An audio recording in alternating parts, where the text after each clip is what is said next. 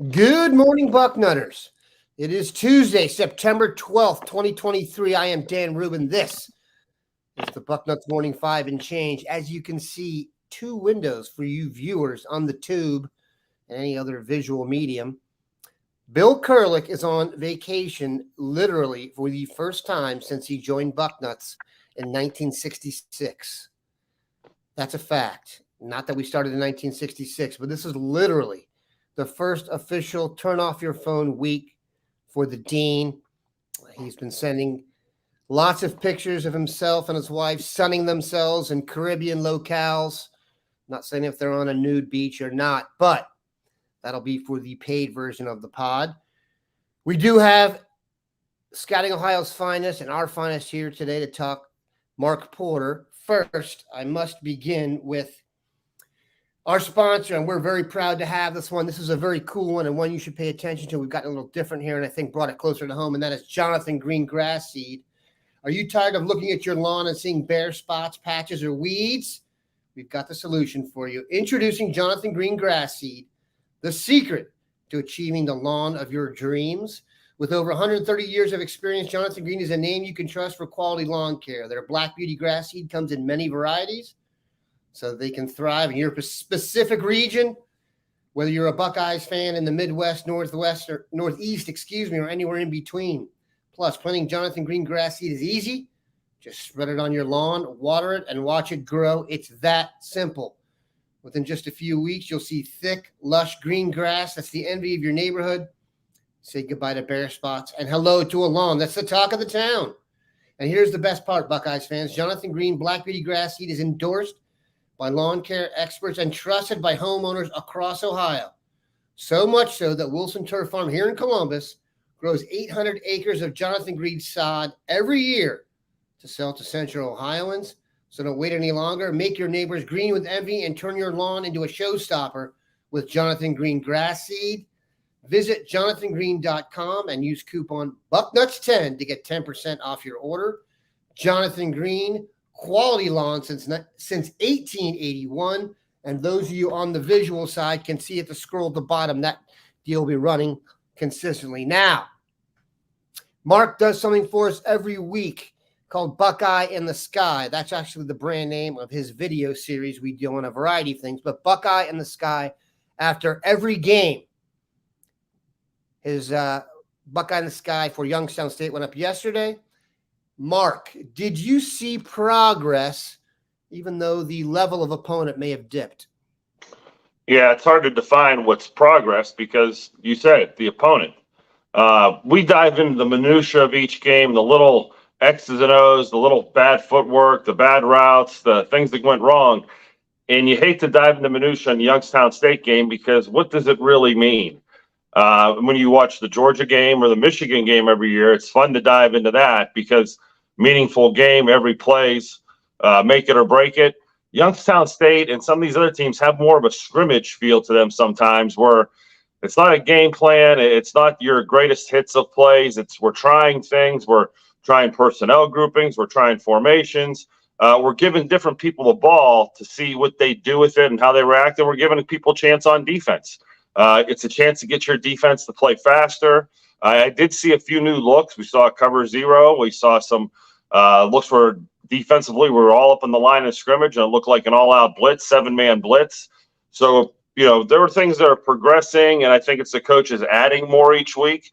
We saw Marvin Harrison get the ball early and often, and like last week I said, it didn't look like we were trying to get the ball to Marvin. We were just, spreading it around. So I don't think we're game planning to win against Youngstown State. I think we're game planning to just feel ourselves out, get to know ourselves. I think that's this time of the year.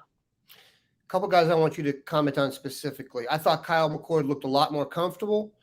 When you see a quarterback get more comfortable, you tend to see their talent come out. And I've said this, I took some crap in this in the board for saying he had a cannon. Kyle McCord has a cannon. He's got a very strong arm. He can make all the throws. I'd like to hear what you think about him, and then maybe the left tackle, Josh Simmons, who has become a little bit of a lightning rod. Yeah, with Youngstown State's pass rush not being the fiercest we're going to see, I think that leads the quarterback comfortability. You're standing back there. You don't feel the urgency that you normally did with people breathing down your neck. So, yeah, he did look more confident, and you can see his talent. Left tackle, I didn't see any real issues on film. We didn't really break down any problems with the left tackle. Right. But I want to see it against the premier pass rusher. Last week versus Indiana, number one made 4 or 5 plays from that defensive end position. He was a big-time player, it seemed like. I'd like to see more one-on-ones like that. I guess I'd have to dive into that question and maybe watch more reps of him to say, okay, yeah, we're solid there, or you know what, here's a red flag. And look, Western Kentucky is the opponent this weekend. They actually do spread it out, and they will challenge your defense. They just don't have the talent level across the board, I think, to compete with Ohio State long term. If you read the boarding house yesterday, you know, Youngstown State even felt good for the first few reps, first few series, and then you just get worn down. Once fatigue kicks in and adrenaline deletes, it becomes a talent game, and Ohio State overwhelmed them. Although we will see former Ohio State and Cincy receiver Blue Smith this weekend. I happen to be very good friends with Blue's dad, so I wouldn't mind him seeing get a couple receptions in a losing effort. But the other thing with this Youngstown State game, and this kind of occurred to me, you know, all these Youngstown State coaches attend all the summer camps at Ohio State, and they're all buddy-buddy with the Ohio State coaches, mostly because they're non-threatening when they come to the camp. They're not going to take Ohio State's players. And, you know, I guess Coach Day and the Buckeyes could, you know, really lay the hammer on Youngstown State and maybe score 60 or 70 points. But I really don't think that's the idea of this game. If you think about it, the reason they schedule Youngstown State is to help Youngstown State, to help the athletic department, to feed their, you know, money to the program. It's not meant to embarrass or humiliate or bring them in and drop their pants in front of everybody. And when I watch them play and you see the score, I know, you know, it wasn't the score we hoped for. I kind of had this thought in the back of my head, like, the Buckeyes would score 60. I mean, they're not calling off the dogs in any way, but they're not going after those types of things. You know, they're getting other guys in there. They're rotating. They're getting quarterbacks in. They're getting other defenders in there. It's not we're going to stranglehold these. Now, maybe Western Kentucky may be a different story. They don't, you know, usually rub elbows with those guys. But this Youngstown State staff, Coach Phillips and those guys, they're chummy with the Ohio State guys. So, you know, when you see these scores, it's more of a classy thing to help some of these lower programs out, and more than a game sometimes. I almost see the business side and the friendship side behind the scenes. I agree with that. I think we've also, at least I did, underrated the clock changes in terms of how many. Ohio State had 17 possessions at Indiana last year and 10 this year.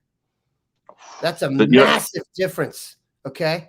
That's the reason the scoring isn't as high. It's not the offense. That doesn't make any sense. If you do it by minute, it's about the same. So that is a very down low statistic and a hidden statistic that, definitely leads to your output. It's bites at the apple. All right. This has become number one topic among those with concerns crowd. Doug Shepard, fantastic viewer, listener, etc. Why do we have to blitz an FCS opponent when we have 2 5-star defensive ends? Basically, my point on this was that I thought Western Kentucky and Indiana, they ran the ball almost every obvious passing down. I'm talking like your 3rd and 8s where you're pinning your ears back. Is the pressure on the quarterback what we expected? No, it's not. Do you think that's personnel-based, scheme-based, Mark? What do you think it is? Opportunity-based. Like you said, they're not seeing as many drop backs. If you're Youngstown State, are you going to go 7-step drop or 5-step drop and let people tee off on your tackles?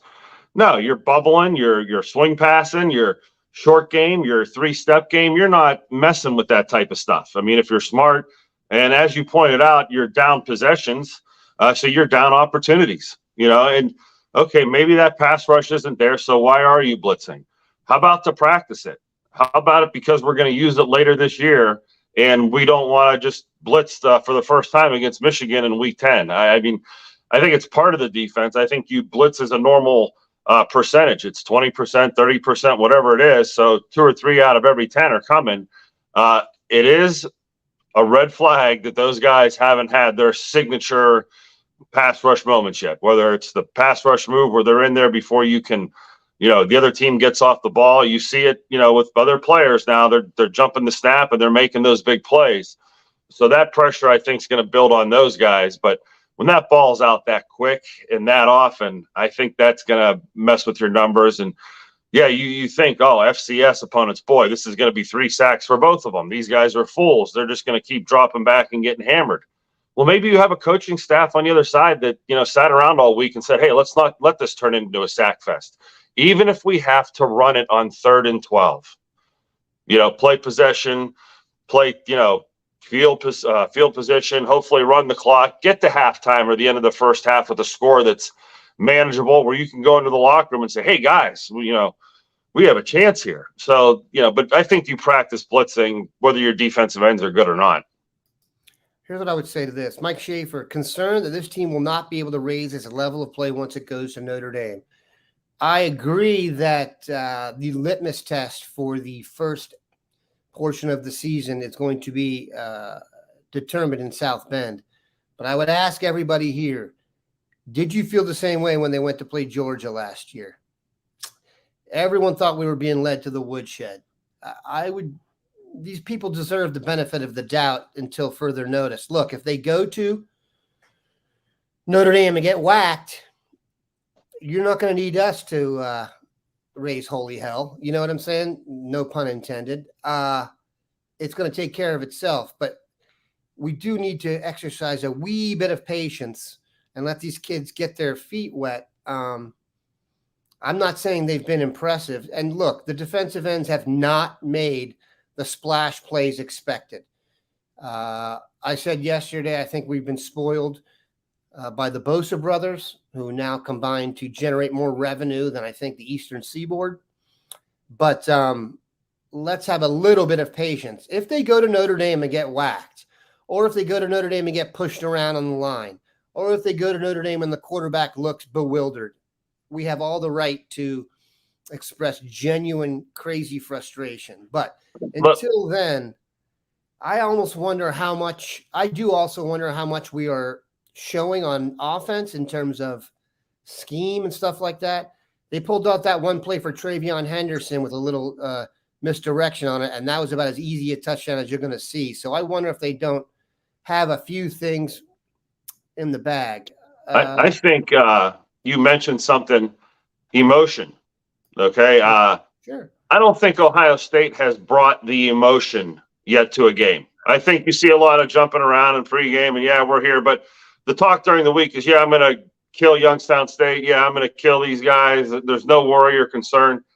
I think you see an emotional team when they play Notre Dame, just like you saw against Georgia.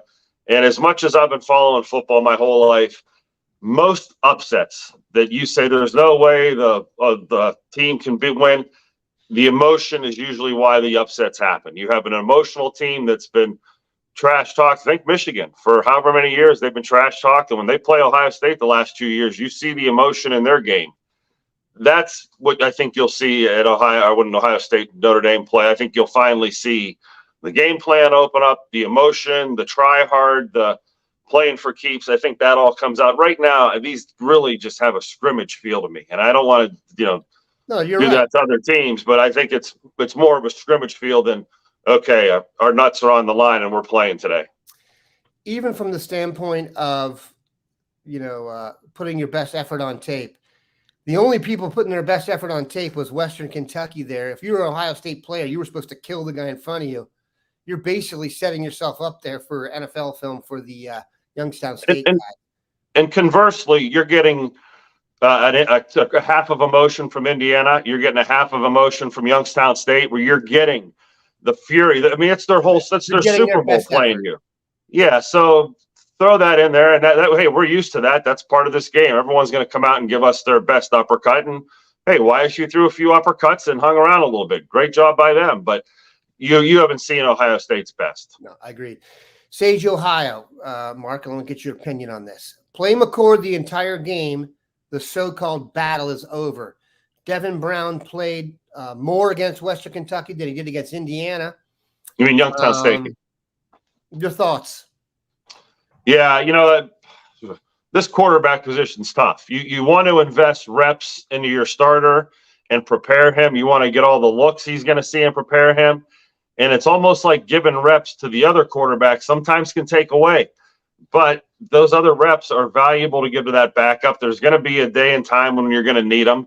You don't need two inexperienced quarterbacks. So for these first couple scrimmages, it's not the worst thing to divvy up these reps, whether it's 63 or 60-30 or something like that, to make sure they're both comfortable going into the real battles. But I get the points. At some point, you make a decision and you just go with it.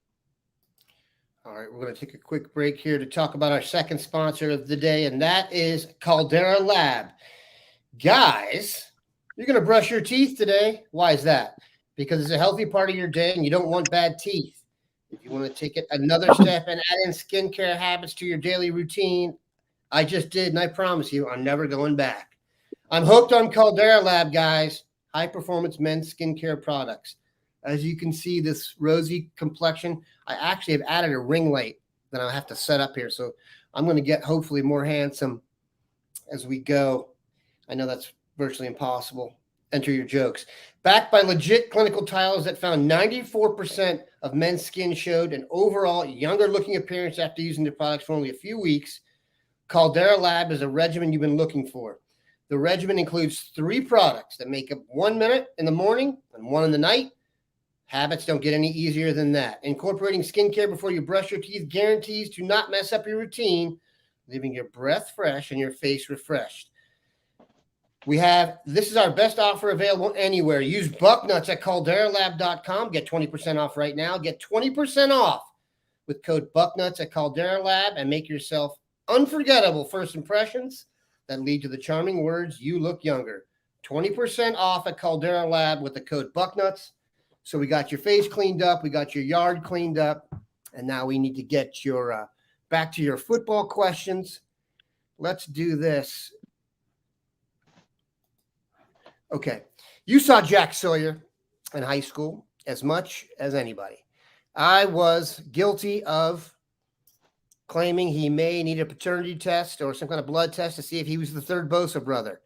That was not outlandish given his high school track record. He was the #1 defensive end in the United States. He was an unbelievable high school athlete. He was the most productive Ohio high school freshman in varsity basketball and football. Are you surprised he has not made the impact at Ohio State that was expected? I'm going to back up step. Lately, we've been saying, hey, let's stop calling every player the next Marshawn Lattimore, the next Joey Bosa, and I think we do that with everybody, and it's fair because, Ohio State's where those players do come from. We do produce top 10 talent regularly. So we do this to players over and over, and then when they come in and 2 games into the schedule, we're ready to bench them and pull the next guy in, and that's always too soon for that. I think he'll be fine, is the short answer. But, let's put the microscope on it, and maybe over the next couple of weeks after 2 games, we start looking at these guys a little more, and maybe we start breaking down some of their pass rushes to see if maybe there's not as much explosion as there was, or what's missing. Or is it they're getting chipped, the ball's out soon, they're rotating, they're not in as much, not as many possessions? Is it a very simple, explainable answer, or is it an emotional answer where fans are just like, I expected 4 sacks by now, and my fantasy team's not getting the statistics it needed?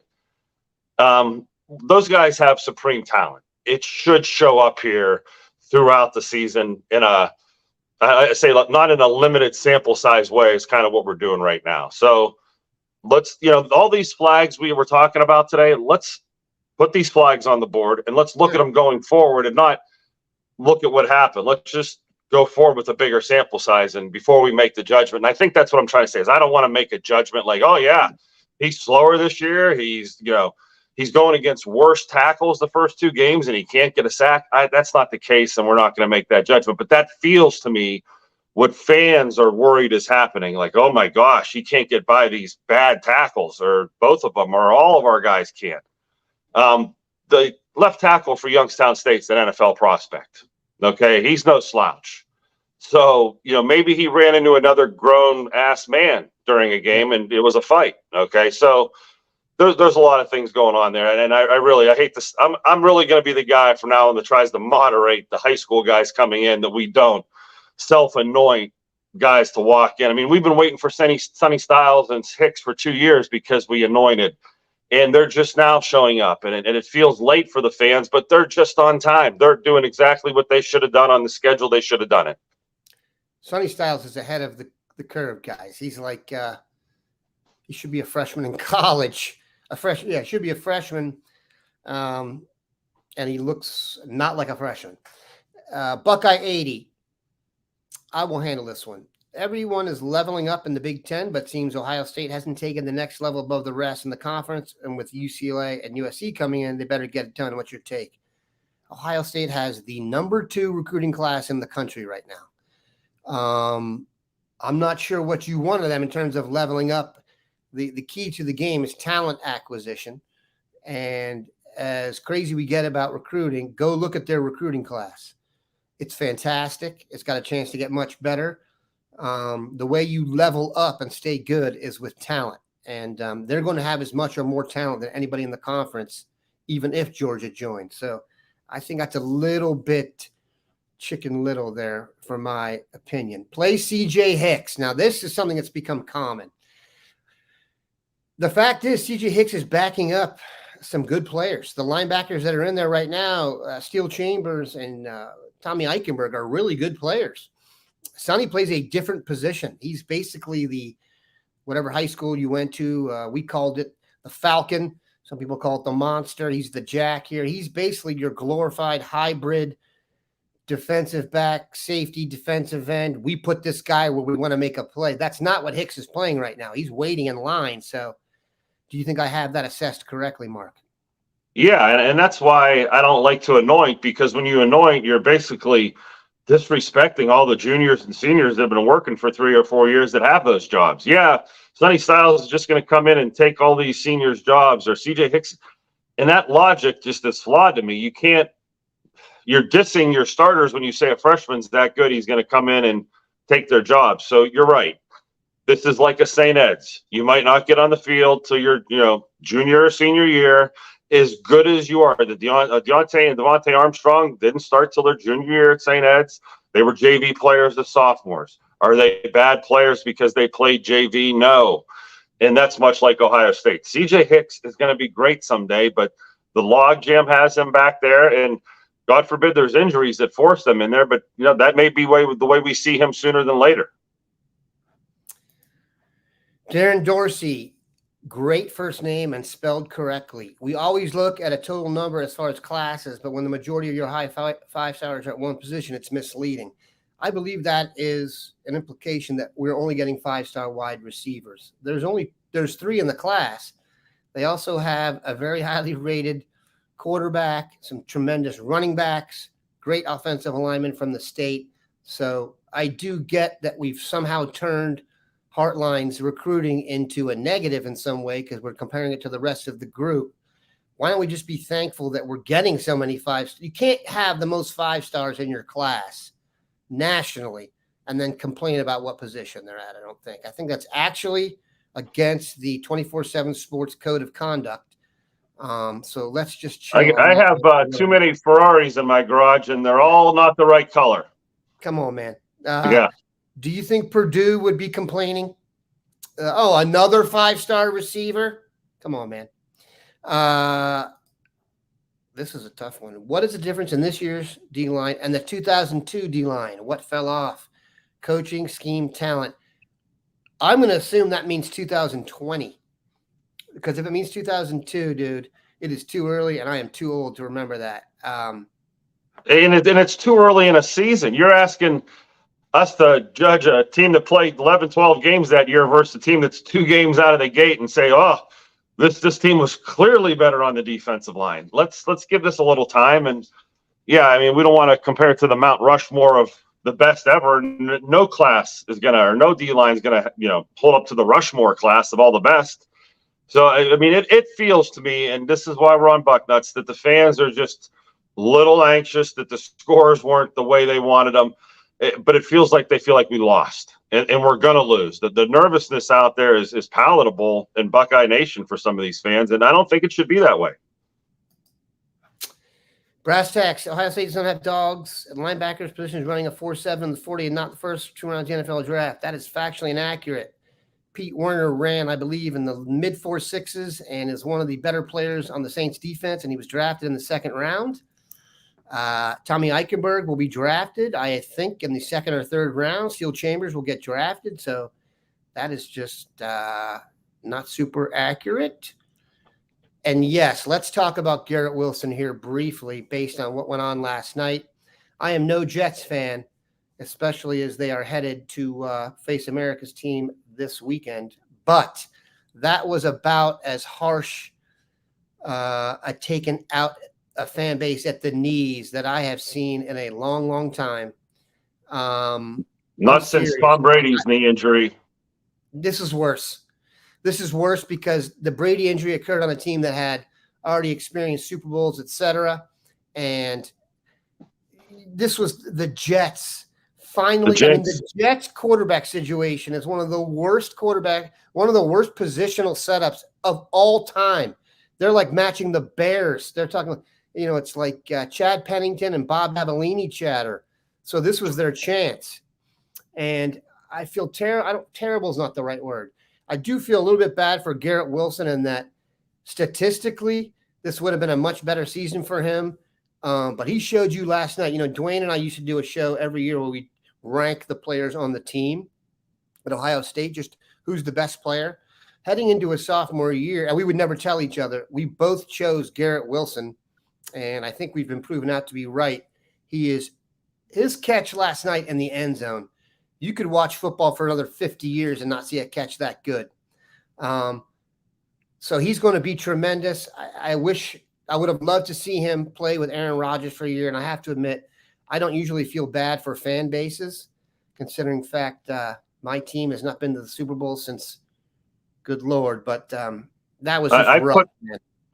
Yeah, I put my money where my mouth is, and I drafted him on my fantasy team twice. Like I was one of those guys drinking the green Kool-Aid, and I'm not a Jets fan, but I thought an accurate, experienced quarterback with Aaron Rodgers throwing to Garrett Wilson, boy, that's what great wide receiver, quarterback combos are made of. Explosive receivers with great hands who can get open with guys who can get them the ball. And boy, is Zach Wilson going to find out what Daniel Jones found out next week when he plays those Cowboys, and the Jets are going to be back to square one. But that's brutal. I mean, I thought Garrett Wilson could have been Rookie of the Year. How about Player of the Year? If Aaron Rodgers didn't win it. So, yeah, tough break. He was definitely looking at a chance to be an all-pro player, and now I don't think he'll have that chance, just statistically. The Oracle, not happy with our linebacker comments. Tommy Eichenberg won't make the 2nd round. First of all, off-ball linebacker has become a devalued position in the NFL, just as running back has. So where you get drafted in terms of sticking, I don't think has much to do with it these days. So we shall see. I think you're going to be surprised where Tommy Eichenberg gets drafted. He's a plug-and-play player, and that's still very hard to do in the NFL, as much as we this is a very good point by Doug Shepard. It does look like gravity affects Garrett Wilson differently than mere mortals. He is an unbelievable player. Let's see here. We'll ask a couple more questions. We can preview the video coming. Let's do that. What do you got coming on your high school reviews? We've got some video going up soon. And then if there's anything we definitely need to know for the weekend. But let's just focus on what we got coming up from you video-wise. Yeah, you're going to get inundated by video of me because I'm a little late from the last week. But week 2 and 3, Bill Kurlick saw Bryce West, the Marion Mitten. We're going to have video coming of the unbelievable performance from Cleveland Heights players, Marquise Davis, his big runs. Then last weekend, Trotwood Madison. There's some young guys there. Jamarcus Weiss is probably the best defensive tackle I've seen this year. He's the most explosive, and I've seen a few good ones. The Wayne players, I've seen a great tight end at Wayne. We're going to see some players, Kamari Smith. I'm going to show you some guys you haven't really heard of. This week, I went to see Bo Jackson. Bo Jackson, Bill Kurlick, and I have been chasing around the planet for a couple of years now. And when we show up, he's either winning so much he doesn't have to play or he's been injured. This was his best game by far I've witnessed. He did a great job on offense running the ball. Sean Patrick for Kenston is headed to Akron, and he's one of the most explosive players in the class. He's not that big, but he is one of the fastest. Watching Bo Jackson track him down from behind was one of the best plays I've seen this year. So there's going to be some great players for you guys to check out, and a bunch of, for you recruit nicks that are looking to look behind the curtain, there's going to be some nerdy guys in there that we may be talking about later in the summer that haven't hit the recruiting scene yet. Should be a good weekend. Believe it or not, the dean won't even be back on Thursday. The guy is just, does he like to work or does he like to sun himself in the Caribbean? We're going to find out because never happened before, and we'll hopefully get him back the week after that. If he doesn't come back, we'll have to figure out a way to soldier on. We appreciate you guys stopping by. There's a lot of good questions on here we didn't get to. Save them for Thursday, and Mark and I will hit them then. Have a good one, Bucknutters.